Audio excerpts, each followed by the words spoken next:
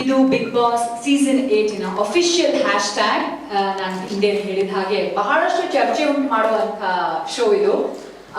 ಎಲ್ಲ Bigg Boss ಫ್ಯಾನ್ಸ್ಗೆ Bigg Boss season 8 ಕುರಿತು ನಡೀತಿರೋ ಎಲ್ಲಾ ಚರ್ಚೆಗಳು, ಎಲ್ಲಾ ಮಾತುಕತೆಗಳನ್ನ ಫಾಲೋ ಮಾಡಕ್ಕೆ ಅನುಕೂಲ ಆಗಲಿ ಅಂತ official hashtags, 2 hashtags ಇದೆ, ಒಂದು ಇಂಗ್ಲಿಷ್ ಅಲ್ಲಿ ಒಂದು ಕನ್ನಡದಲ್ಲಿ.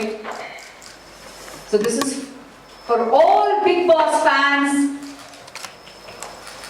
ಈ ಹೊಸ ಸೀಸನ್ ನ ಎಲ್ಲಾ ಕಾನ್ವರ್ಸೇಷನ್ಸ್ ನ ಫಾಲೋ ಮಾಡಿದ್ದಕ್ಕೆ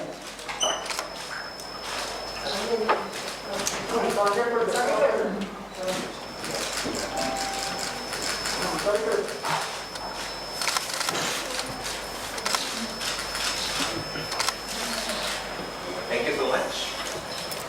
ಈಗ I request the host with the most, Kicha Sudeep sir.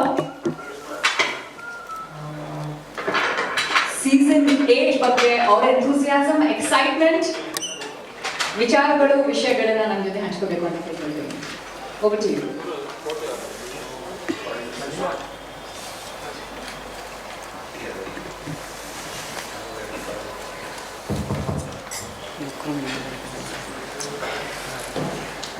Very good evening ಎಲ್ಲರಿಗೂ ನಮಸ್ತೆ. ನಾನೇನು ಹೇಳೋದಾಗಿಲ್ವಲ್ಲ, ಹೇಳಕ್ ಆಗೋದನ್ನ ಸೀಸನ್ 8 ಸ್ಟಾರ್ಟ್ ಆಗ್ತದೆ ಅಷ್ಟೇ ಹೇಳಕ್ಕೆ.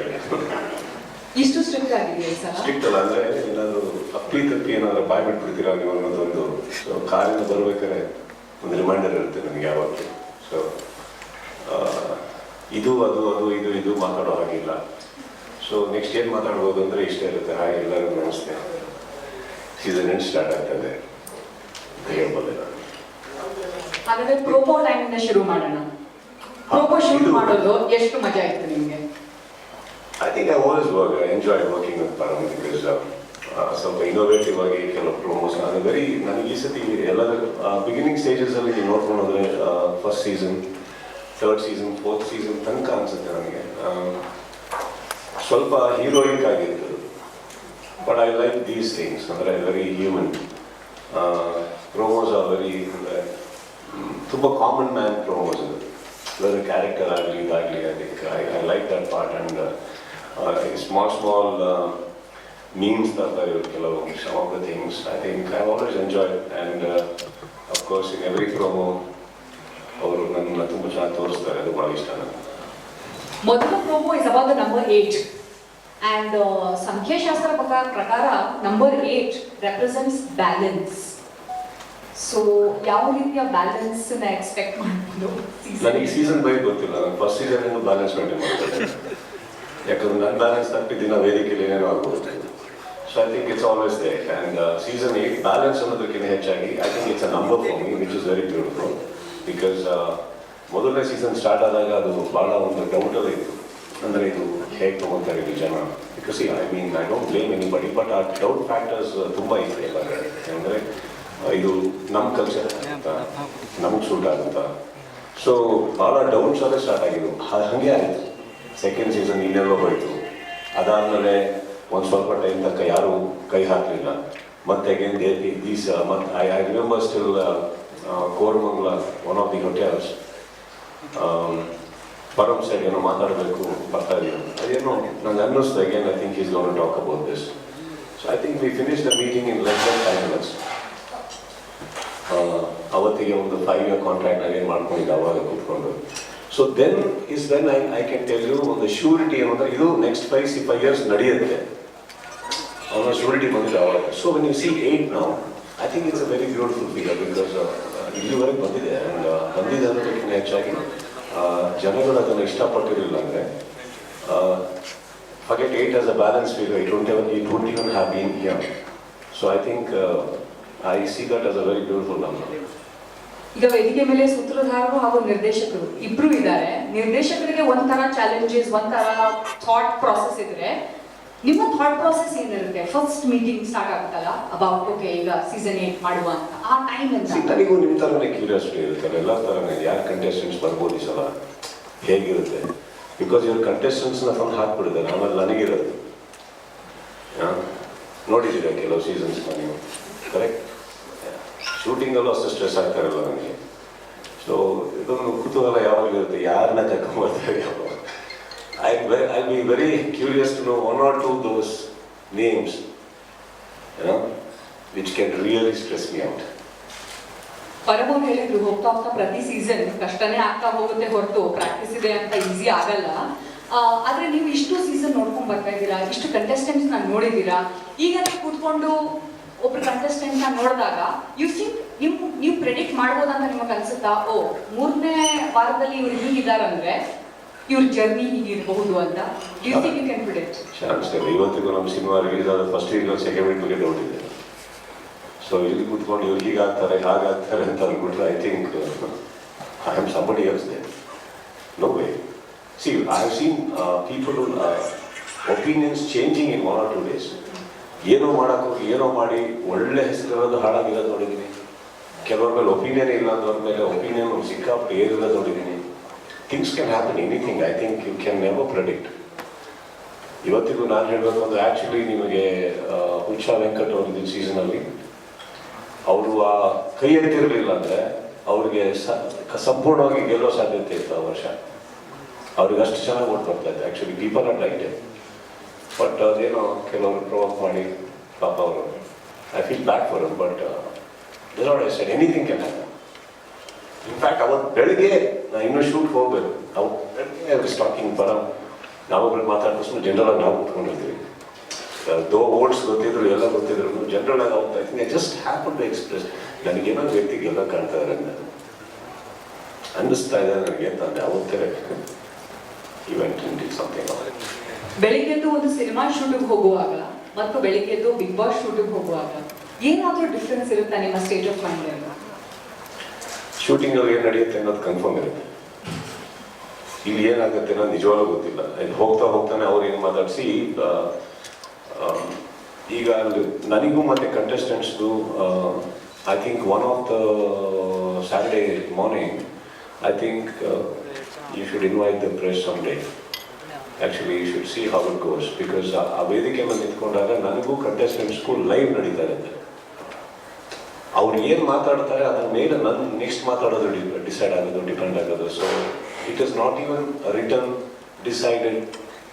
ಗೊತ್ತಾಯ್ತಲ್ಲ, ಇವಾಗ ನಾವೇನು ಮಾತಾಡ್ತೀವಿ ಅಂತ ಡಿಸೈಡ್ ಆಗೋದು ಯಾವಾಗ ಅಂದರೆ ಒಂದು ಶೋ ಸ್ಟಾರ್ಟ್ ಆಗ್ತಿದ್ದ ಹಾಗೆ ಒಂದು ಕ್ಯಾಮ್ರಾ ನೋಡ್ಕೊಂಡು ಕೆಲವು ಲೈನ್ಗಳು ಹೇಳ್ತೀವಿ ನಾವು. ಸ್ಪಾನ್ಸರ್ಸ್ ಬಗ್ಗೆ ಇರ್ಬೋದು. These are the lines which will probably know what will gone to talk. Once ಅವ್ರಿಗೂ ನಮ್ಗೆ ಕನೆಕ್ಟ್ ಆಗ್ತಿದ್ದ ಹಾಗೆ we don't know where it is heading. We don't know where it is heading actually. So preparations ಇಲ್ಲ, you can't be prepared. So ಎರಡರ difference ಹೇಳಿದ್ರಿ, ಎರಡರಲ್ಲಿ ಯಾವುದು ನಿಮಗೆ ಜಾಸ್ತಿ ಇಷ್ಟ? I like my life. No, between going to Big Boss set in the morning. I like my life. Everything happening in my life is my choice actually. ನನಗೆ ನಡೀತಿರೋದೆಲ್ಲ ನನ್ನ choice, ನನ್ನ ಆಯ್ಕೆಗಳೆಲ್ಲ. Shooting is as important because ಶೂಟಿಂಗಲ್ಲಿ ನಾನು ಆ ಸಿನಿಮಾಗಳು ಮಾಡಿರಲ್ಲ ಇವ್ರಿಗೆ ಡಿಸ್ಪೋಸಲ್ ಕೊಡ್ತಾ ಇದ್ದಾರೆ. ಕಾಮನ್ ಮ್ಯಾನಿಗೆ ಹೋಸ್ಟ್ ಮಾಡೋಂಗಿಲ್ಲ ಅಂದವ್ರು ನೀವು ಅವಾಗ. I think it's they. It's cinema is everything for me. Definitely it's my identity.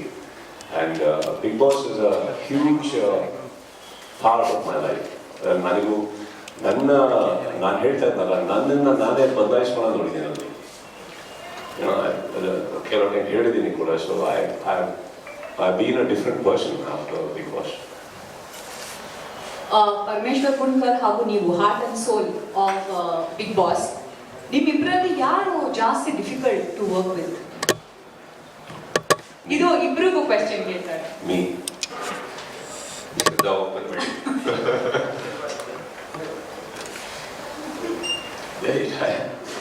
ಯಾಕೆ ಹಾಗೆ ಹೇಳ್ತೀರಾ ನೀವು?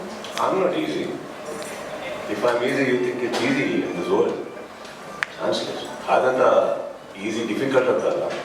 I think Param already secured a package in the Talamali. He carries so much of baggage every day. Already he has to handle the work, he has to handle the progress of the show, contestants, everything, and the huge payment that goes prati vara. I think he has a lot in his hands. So I think ಅದರ ಮಧ್ಯದಲ್ಲಿ ನಾನು ಹೋದಾಗ ಹೇಳೋಕ್ಕಾಗಲ್ಲ. ನಮ್ಮದು ಕೆಲವು time they been very kind to me. That is the right. Sometimes ನೋಡಿ, ನನಗೆ I be shooting till 3 in the morning and then I straight away go to Big Boss. ಅಲ್ಲಿ ಹೋಗಿ 5 episode ನೋಡಲೇಬೇಕು ನಾನು. ಸೊ ನಿದ್ದೆ ಮಾಡಿದ್ರೆ ಹೋದಾಗ then thing that be very cooperative as and like okay normally ಒಂದು 10-11 ಗಂಟೆ, ಒಂದು 10 ಗಂಟೆಯಿಂದ 10:30 ಮೇಲೆ ಆಗುತ್ತೆ ಸ್ಟಾರ್ಟ್ ಮಾಡೋದು. Sometimes they have started at like 1 o'clock. ಸ್ವಲ್ಪ ಹೊತ್ತಂದರೆ it has to go on air. So sometimes it happens. So I guess I am the tough one. Parami would like to respond to this. ಇಲ್ಲ, ನನಗಂತೂ ಅವ್ರ ಜೊತೆ ಯಾವಾಗಲೂ ನಾನು ಹೇಳ್ತಾ ಇದ್ದೀನಿ, ಒಂದು ಶುಕ್ರವಾರ ಮಧ್ಯಾಹ್ನದಿಂದ ಶನಿವಾರ ರಾತ್ರಿವರೆಗೆ ಒಂದು ಕಂಟಿನ್ಯೂಯಸ್ ಕಾನ್ವರ್ಸೇಷನ್ ಇರುತ್ತೆ. ಆ ಕಾನ್ವರ್ಸೇಷನ್ ಅನ್ನು ನಾನು ಬಹಳ ಲೈಕ್ ಮಾಡ್ತೀನಿ. ನನಗೆ ಅವರಲ್ಲೊಂದು ಚೈಲ್ಡ್ ಲೈಕ್ ಕ್ವಾಲಿಟಿ ಇದೆ. ಅಂದ್ರೆ ಅವರು ಒಂದು ಕುತೂಹಲಕ್ಕೆ, ಈಗ ಅವ್ರು ಹೇಳಿದ್ರಲ್ವಾ ಕಂಟೆಸ್ಟೆಂಟ್ಗಳು ಯಾರು ಅನ್ನೋ ಪ್ರಶ್ನೆನ ಅವರು ಇಲ್ಲಿವರೆಗೆ ಒಂದು 5 ಸತಿ ಆದ್ರೂ ನಾನು ತಪ್ಪಿಸ್ಕೊಂಡು ಓಡಾಡ್ತಾ ಇರ್ತೀನಿ, ಅವರು ನನ್ನ ಹಿಡಿದು ಕೇಳ್ತಾರೆ.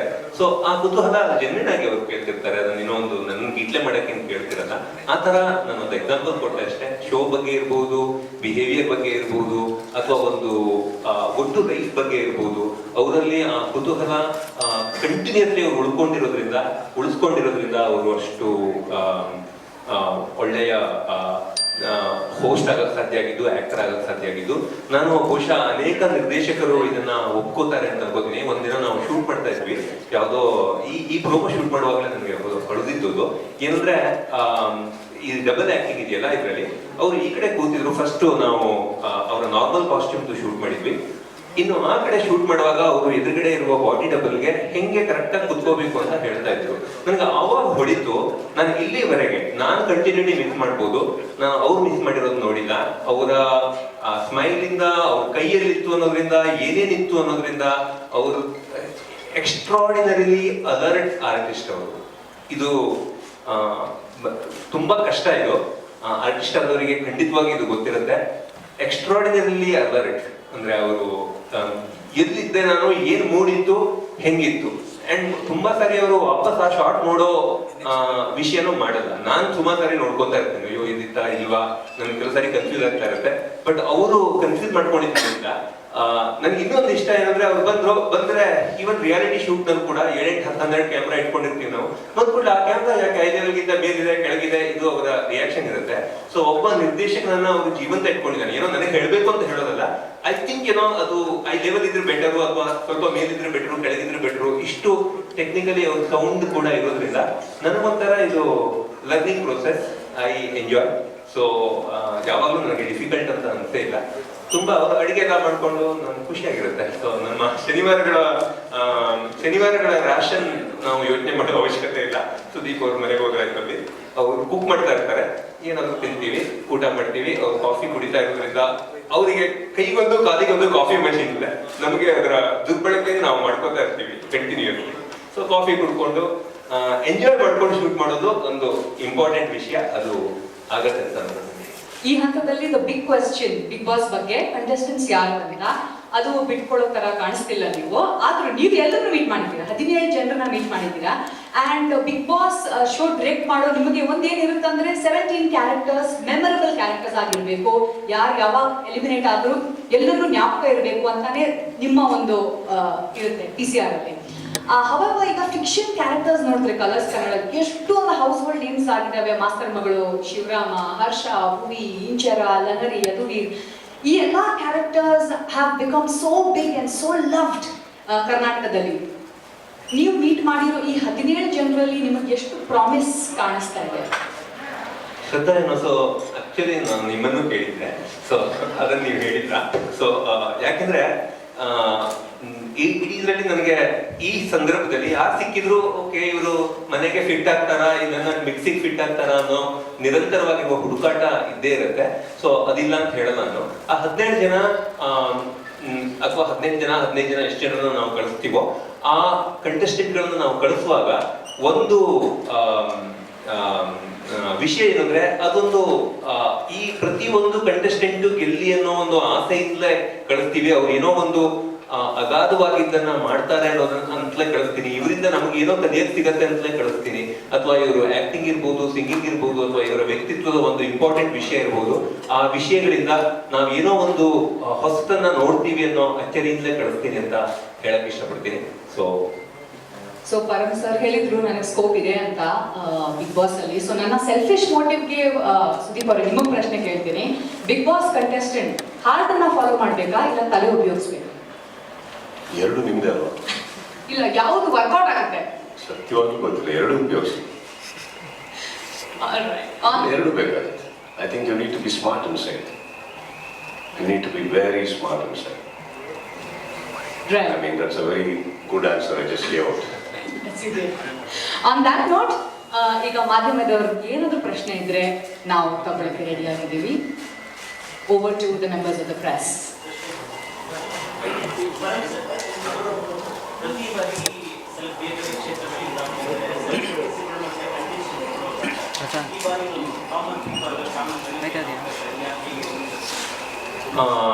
ನಾನು ಸೆಲೆಬ್ರಿಟಿಗಳು, ಸೆಮಿ ಸೆಲೆಬ್ರಿಟಿಗಳು, the mic so that even they can get here, the video people can hear it.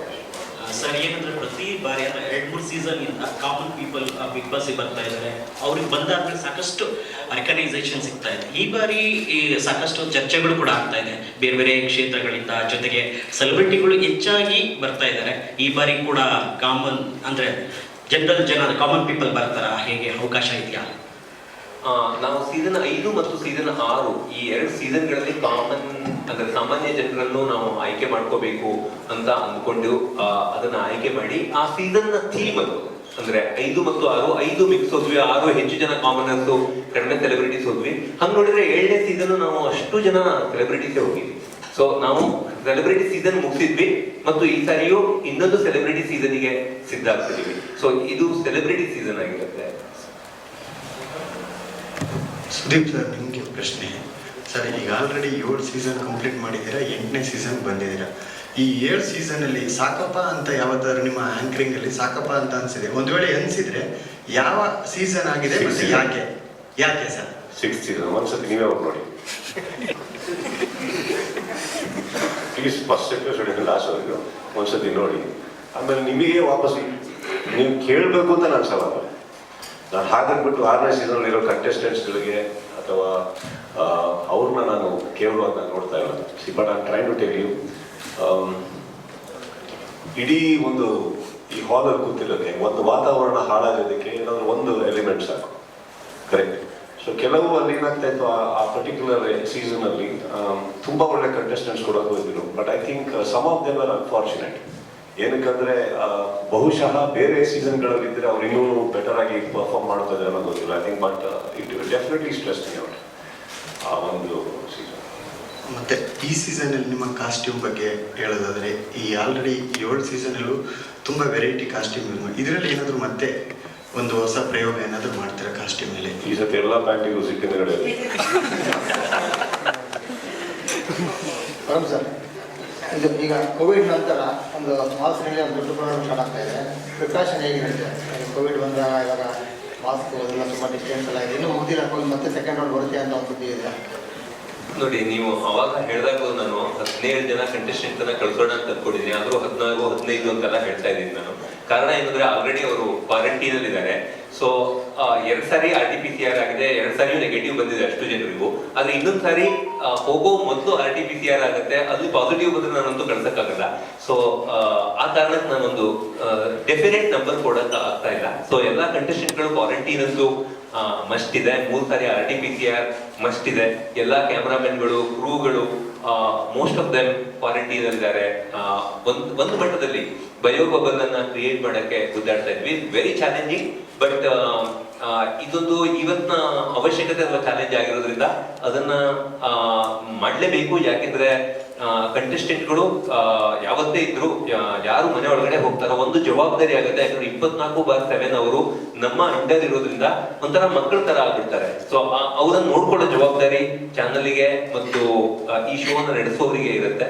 ಆ ಒಂದು ಭಯ, ಆ ಒಂದು ಅನ್ಸರ್ಟನಿಟಿಯನ್ನ ನಮ್ಮ ಮುಂದೆ ಇಟ್ಕೊಂಡೆ ಆದಷ್ಟು ಎಷ್ಟು ಸಾಧ್ಯವೋ ಅಷ್ಟು ಪ್ರಿಕಾಷನ್ಸ್ ಅನ್ನು ತಗೊಂಡು ಎಲ್ಲೆಲ್ಲಿ ಪ್ರೆಷರ್ ಟೆಸ್ಟ್ ಮಾಡಬಹುದು ಮಾಡಿ ಅವರನ್ನ ಒಳಗಡೆ ಕಳಿಸ್ತಾ ಇದ್ವಿ. ಅದರಿಂದಾಗಿ ಅನೇಕ ರೀತಿಯ ತೊಂದರೆಗಳಾಗ್ತಿವೆ. ಬಟ್ ಸ್ಟಿಲ್ ಆ ತೊಂದರೆಗಳಿಗೆ ಒಪ್ಕೊಳ್ಳೋದು, ಹೆಂಗೆ ಮಾಸ್ಕ್ ನಮಗೆ ತೊಂದರೆ ಆದ್ರೂ ನಾವು ಹಾಕೊಳ್ಳೋದು ಒಂದು ಮುಖ್ಯ ವಿಷಯವೋ ಆ ತರ ಈ ಅಂಶಗಳನ್ನ ಇಟ್ಕೊಂಡು ನಾವು ಸೀಸನ್ಗೆ ಸಿದ್ಧತೆ ಮಾಡ್ಕೊಂಡಿದ್ದೀವಿ. ಸುದೀಪ್ ಸರ್, ಒಂದು ನಿಮ್ಮ ಸಿನಿಮಾ ಅಥವಾ